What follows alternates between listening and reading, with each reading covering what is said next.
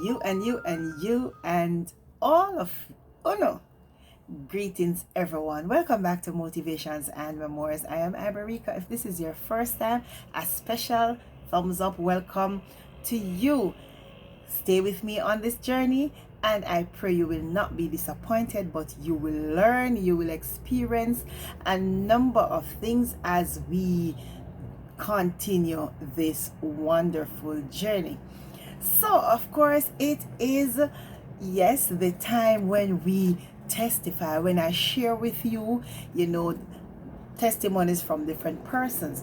Of course, we are still in the series, My Life, My Purpose, His Praise, but I have, just sort of crossed over, intertwined, because I want to highlight one of my sisters in the Lord, a ministerial colleague who has now written book number 2. She's an author, an award-winning author at that.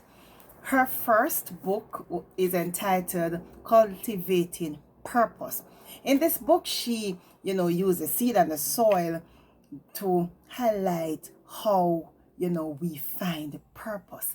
And now in book number 2, Truth 101, she looks at lessons to us from the animals.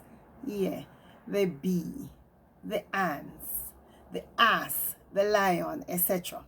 I want you to hit her up. She is on Facebook as Esther Hayle-Sinclair. You can email her at esthersinclair05@gmail, and you can contact her because you have to get this book. I just got it and I've started reading it, and I tell you, it is fully loaded. So you can contact her at 876-782-5342 in order to get your book. It is only without before conclusion, only 106 pages, and look, easy to read, right? And very affordable. It is only 2,000 Jamaican dollars, and listen to me, it is well worth it. A lot of us threw that away on foolishness. So support a sister in the Lord.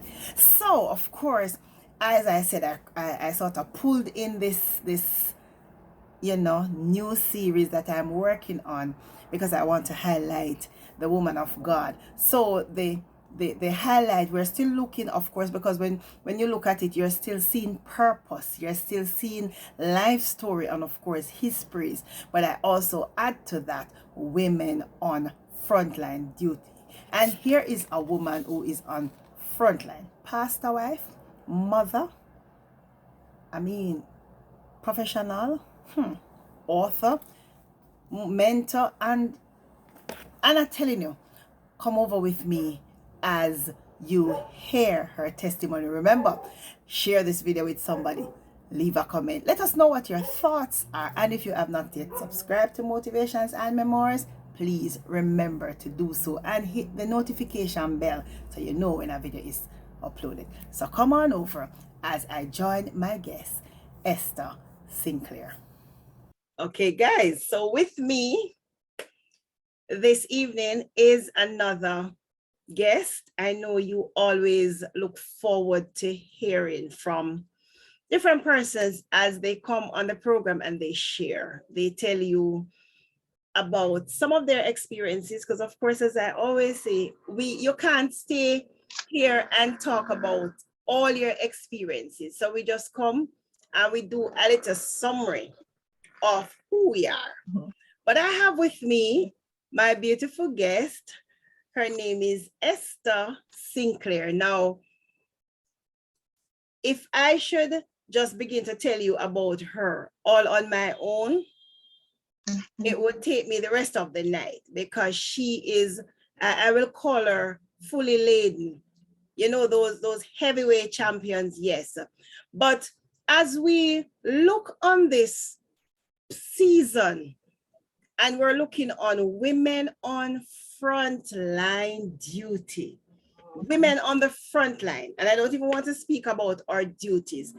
I'll just leave it at women on frontline. And when we talk about women on frontline, we're talking about, and we know that we have many other frontline women out there, but this particular aspect, we're speaking about the women behind the men, the bishops, the apostles, the pastors, the ministers. Yes. So here with me is Lady Esther. She is the wife of a pastor. She's very active in ministry as well. She's a professional, so she's not one who is, okay, I'm into ministry and that's me. No, this woman is passionate.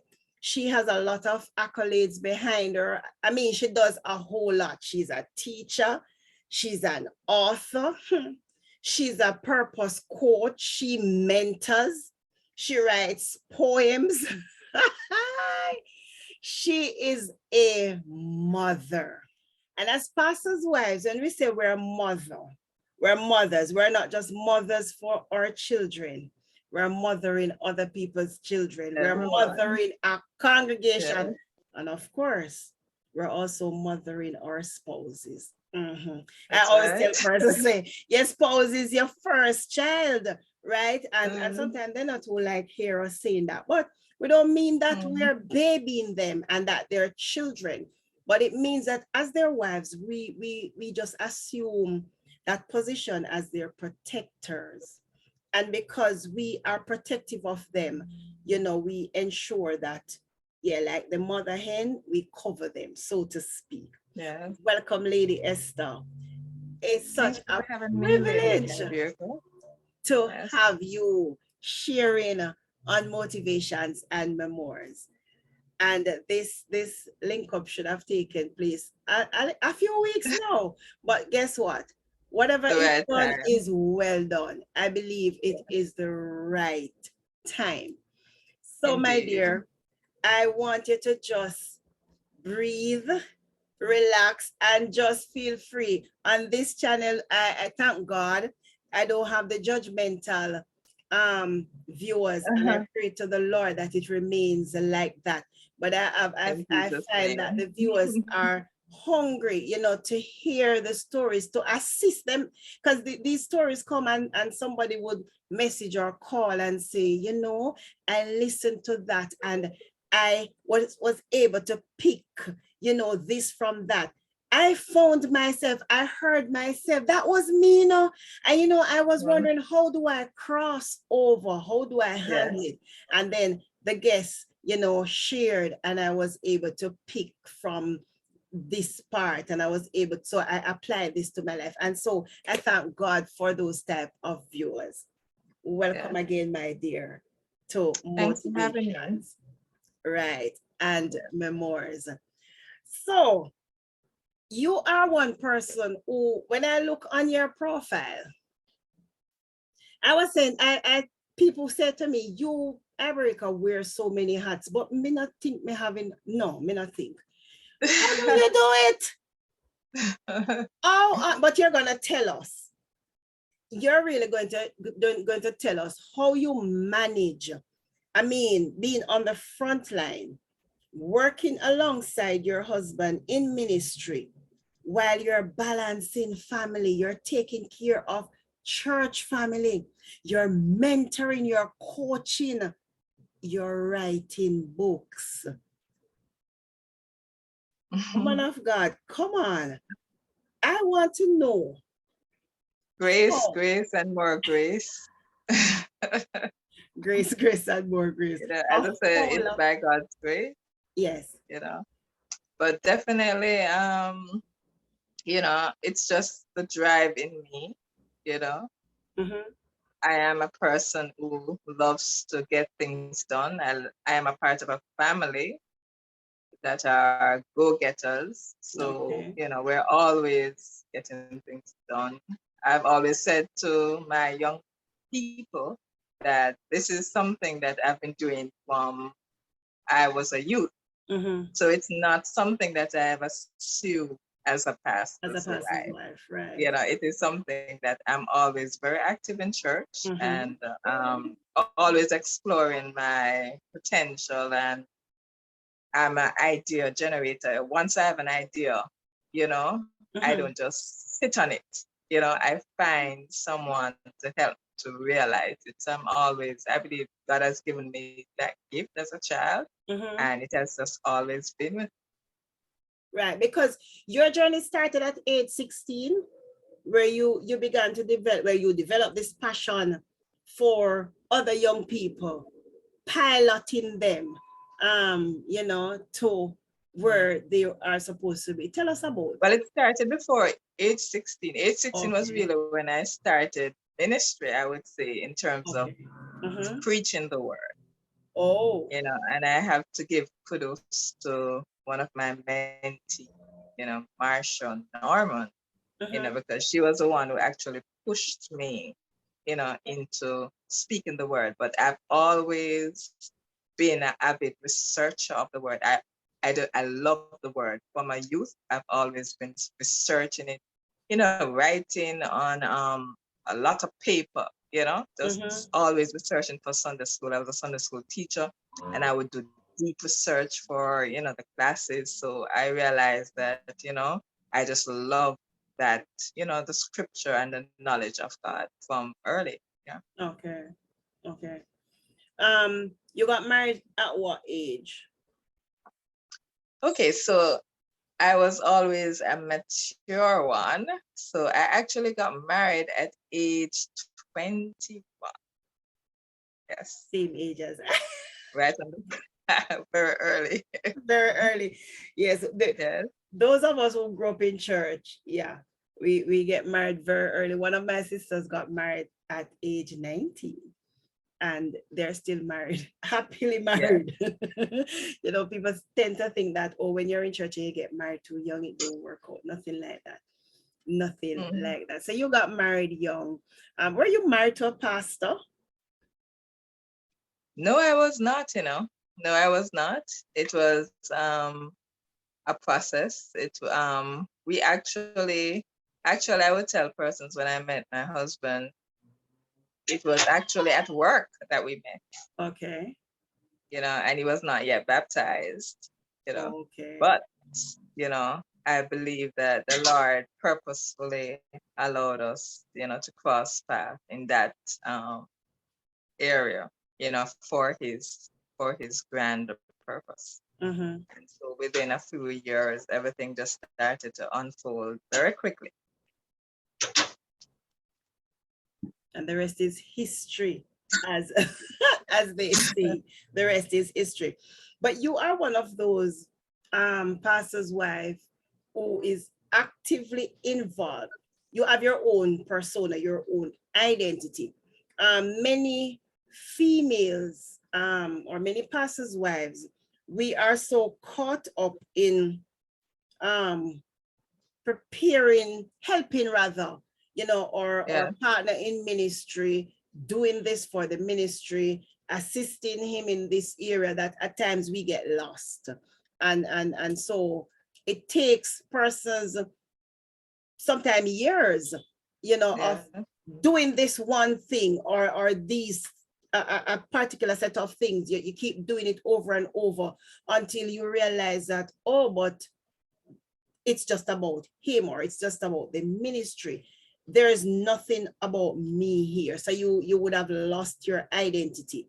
However, you are able and have been able to be the pastor's wife, be actively involved in ministry with him, but you still have your own identity where you're still going out and you're still, as I said earlier, you're an author. Yes. How do you manage? How did you manage to, and I don't want to say transition, because you're not really transitioning, you're handling everything, same time, or however you do it. How do you manage? Yes, as I said before, I give God all the glory for for doing it. Sometimes I don't even know how I do. But one thing I know for sure is that I am a purpose-driven person. I've always been very from I was young, I was always challenged to know, what is my purpose. I've always been asked that question. And my father, was always someone who persons would say is very bright. He was very active in terms of ministry, but he died without realizing his purpose. So I was always, very keen to say, listen, I'm a Miles Monroe fan, and I'm like, I'm not going to die, with my destiny. So I was always seeking. It's something that I've always been pursuing. And I've always said to persons too that, listen, as it relates to the role in church, even as you pursue your purpose, make sure that you balance it. Don't just drop everything and say, oh, you run into, so the Lord has allowed me, you know, space to, you will just drop some ideas in my spirit, and and just sort of propel me. And I just want to say too that for me, one of the things that was very transitional in my life, as I mentioned, my father's passing sort of helped me to be a little more stringent with my time and focus, just to know that, listen, I don't have the whole, you don't have a lot of time on this earth. You don't know when you can leave. So maximize your time. And that was one thing that really, because I would usually just do a little scribbling in terms of saying I'm writing a book, but I really, as I said, was not very intentional about it. And as we mentioned when we started the interview, the Lord really just gave me a wake-up call and said, listen, if you're going to do something, be intentional. Because usually I would make excuse to say, oh, I'm busy, and and all the reasons why I can't do it. But I think that sort of pushed me to be very intentional with my time. And then it so happened that, as I said, when the birth of my fourth daughter, that also was also another propelling, sort of factor to say, listen, this time that you have, which was my maternity leave, is opportune time, and you can either, just have it, or you can, utilize it. And so I use every pocket of opportune time that I have from there on. I always make sure that I invest it very carefully. And that has really just challenged me to be much more focused and use every ounce of time that I have. I try to just use it very wisely.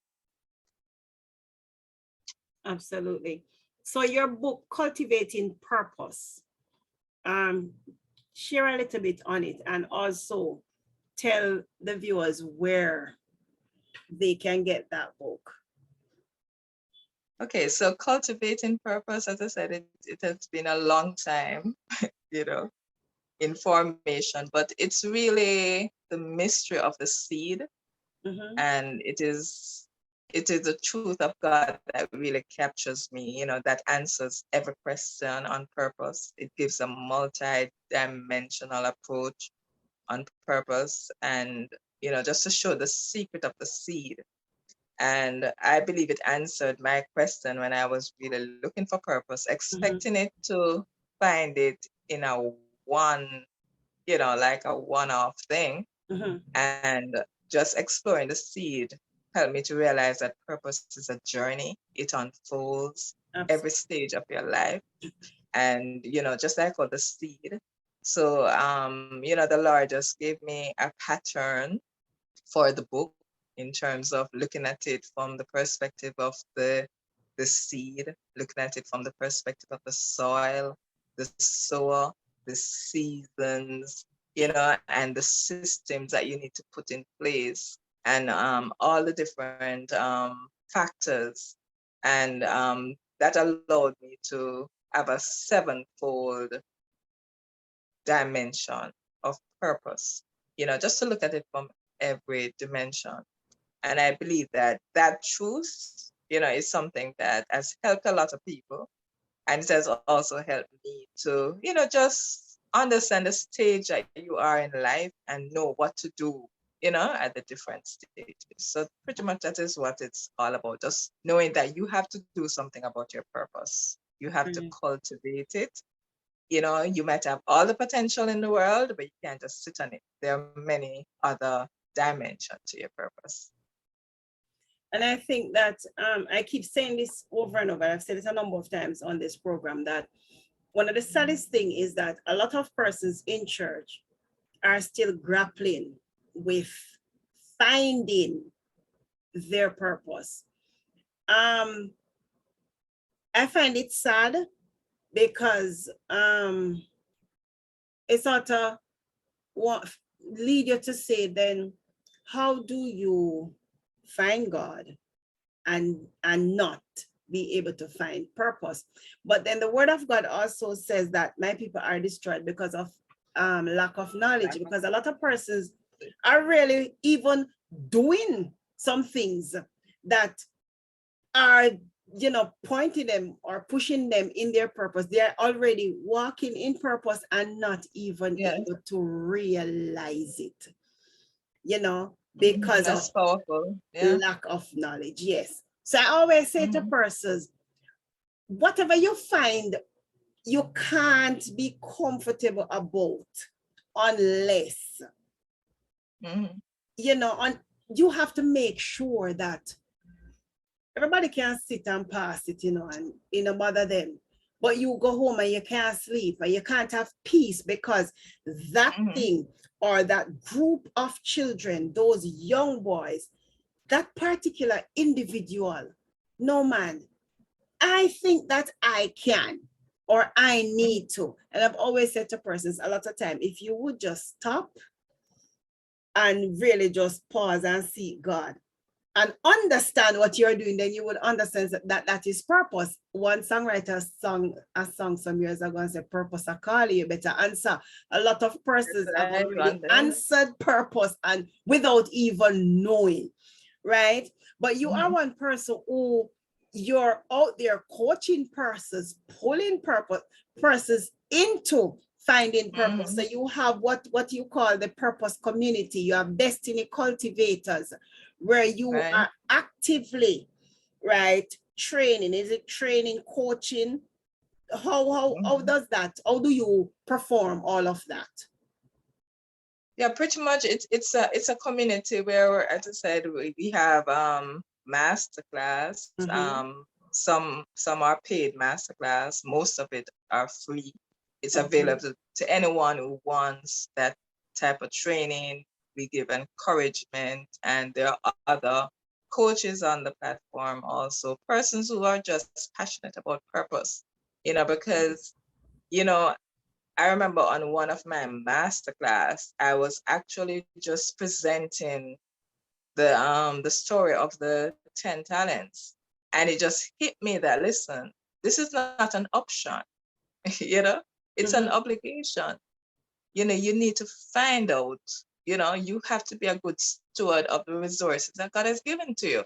And a lot of us believe that we can just go back to God with the raw talent that he has given us and say, Lord, you give me one thing, see it back here. And God is saying, no, you need to invest it, you need to cultivate it, you need to give me return on my investments.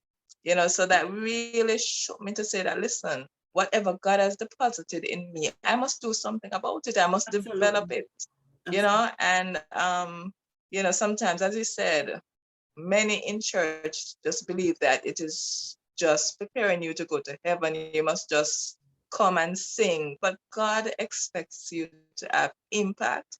He expects you are a seed and you must sow yourself and multiply and have impact. And that is what God is calling us to. So we can't just sit on our laurels and think that, oh, it's okay that when we go back to God, we can just go back with the raw talent he has given us. He's expecting us to bear fruits. Right. And that is really, the thing that drives me. I want to ensure that whatever God has invested in me, I am using it for his glory. And I'm just the type of person that I will see purpose in other people, and I'm always provoking them. I say, why are you here? You're at the wrong place, or you should be there, or, why are you not doing this? You know, so I'm always provoking people. So people say, Lord, when the seven say Esther, you know. But I mean, I thank God for the, you know, some of the people that He has allowed me to meet, especially in this COVID season, because I tell you, last year I pretty much embarked on a mission to start my masterclass. And when I did, it was before all the online push, and we were meeting face to face. But the Lord gave me the idea to start in January of last year, and just moving on in obedience to that, we started. And even though we started with a little group, you know, I am the type of person that I try to be very consistent once I believe the Lord is pushing me, you know, even if I don't see what I want to see. But the idea was to really, as I said, to look at the 7 stages of purpose as outlined in the book. So I was intent on carrying it to July, when the 7 stages, you know, would have been completed. And after the first or second month, you know, the whole lockdown forced us online. And so I was already in gear, you know, to just switch from face to face online. And having done that, we had a wonderful feedback. And just coming out of that, the group was birthed, you know, which was always in my heart to birth it, but I saw the opportune time to birth it and just to add to the community. And right now we have almost 100 members on the community. Wow. You know, that is pretty much a part of the focus. And these persons, they all want something more out of their life, which is what I like about it. You know, they are hungry, you know, they want to grow. And that type of atmosphere is very fertile, you know, for us to just encourage each other and, you know, just continue to lift each other up and push each other into purpose. And that is just awesome. One of the things, and I heard you mention it too, is when you spoke about Dr. Maz Monroe. He's also one of my favorite yes. person, author, speaker, whichever category he's in. And yeah, so that was one of the persons who impacted a lot of us. And even after his passing, you know, persons were saying, seriously, God? Then that was it?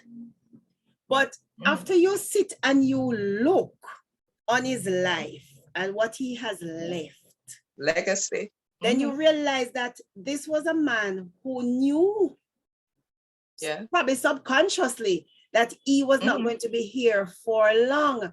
And so he made certain that he hit the ground running, and then just bam, bam, bam, bam, all over. He wrote books, he wrote songs, this, that, and he has left a lifetime of legacy.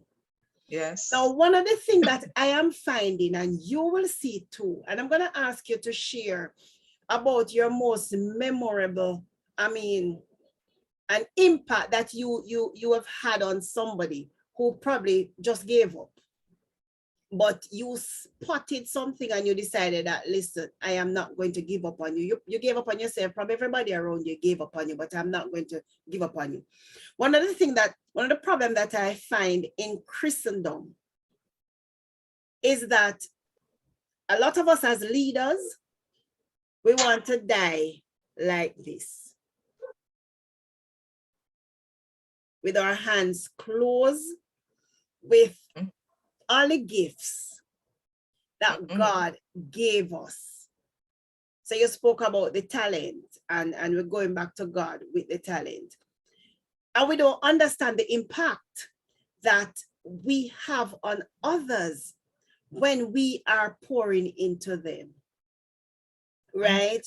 Because had a Dr. Maz Monroe decided that, hey, I have all these things up here that I know God put in there, you know, but I'm going to keep them up here. I'm not going to put them out, do no tapes and write no books and whatever. I just going to keep them, and when I get an opportunity, I'll share them. then I almost want to say what a world it would have been, because I have been able to read and to just embrace a lot of his teachings, and they have impacted my life, and I've used them to pour into other person's lives. So I'm saying this to say that I like the fact that you're there. So you're out there and you're cultivating all of these opportunities to pour into other persons, that they now can in turn go out, make better, become better versions of themselves, and inevitably pour into others. The downside of that is that, as I was saying, in Christendom, we find a lot of our leaders holding on to, the things that God has given us. And even when we reach whatever age, we're still holding, and we're forgetting that we're aging. And there are some young people. Next generation. Come on, man. And so we die with the legacy that God meant for us to deposit in the next generation, as you say. Yes. And it is sad. So it's sad. Very sad. So when persons may not understand you, just as our persons probably didn't understand Dr. Maz Monroe, persons don't understand a lot of us. Why is she going like that? She have her picnic, she have her husband. She has a job. Why does she take the time out to be doing free masterclass? Because you say some of them are free. Yeah, most of them. Yeah. To be doing this and to be doing that. What drives you, Lady Esther? It comes back to the same concept of the seed, Lady Iberica. We are a seed, and I think what I've realized is that, listen, God has given all of us seeds, and it's what we scatter, and we I remember preaching this word, and it really hit me, when it says don't get weary in doing well. And it's one of my favorite scripture. And I've rephrased it to say, don't get weary in sowing seeds, because in due season you shall reap. I must confess that, my children, and a lot of people have a lot to say about pastor children. But I've realized that, listen, my children are blessed. They are the most obedient. Listen, I don't spend a lot of time on my kids deal with behavioral issues. In terms of academics, they are the best. They just naturally have a grace, to be bright. And I don't believe it's buck up. It's because of seeds that I've sown. Absolutely. Because I have been investing, cultivating, in other children's life. I have, when I talk to some of the persons that have impacted from generation, some of them are probably just about 5 years younger than I am. And sometimes I forget that, hey, we're almost on the same age group. But then way back when I am like in sixth form and they're in first form, it just seems as if they're so far apart, but you find that the generation spans, a couple generation of just pouring into people. And I've realized that all of this pouring is also reaping a harvest. My children are benefiting from that harvest. And I'm also, seeing the due season, in that harvest. So that encouraged me to keep sowing. Right. It has encouraged me to just keep pouring into. And I've always said to persons, don't give up on people. I've dealt with difficult people. I've dealt with people who probably would not have seen the value of what you're doing in the season that you're doing it, but in another season, they're able to appreciate, or they're able to speak about something that you would have deposited. So that to me is an encouragement that nothing that you do for God is in vain. And I'm a stickler that anything you're doing for God, do it with all your might. I'm a stickler for that. Mm-hmm. And so, simply put, there you have it, guys. Part 1 of this testimony. Highlight of a life who is desirous, and not only desirous, but a life who has set herself apart, to pour into others, to develop others. You may be out there and you are wondering, what am I here for? Wonder no more. If you are not sure and you need help, help is here for you. Hit me up. I can connect you. I already gave out her details in the intro of this video, but in case you didn't get it, you can contact her again at 782-5342. I'm sure you probably want to hear about some of those classes that she offers. Guys, we are not here for ourselves, but we're here to impact lives.